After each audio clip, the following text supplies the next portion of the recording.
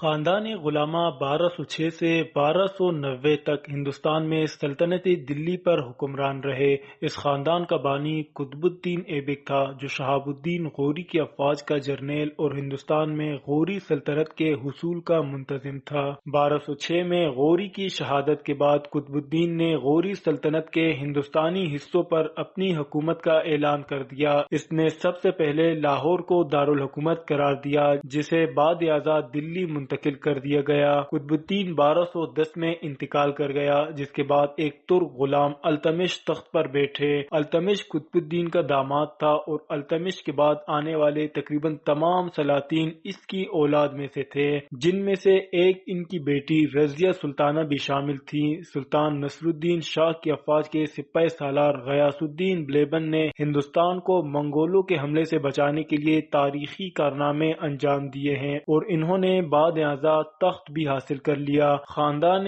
غلامہ کی حکومت کا خاتمہ خلجی خاندان کے جلال الدین فیروز خلجی نے کیا، جس نے شہاب الدین محمد غوری کے دور میں بہار اور بنگال میں استحکام حاصل کیا تھا۔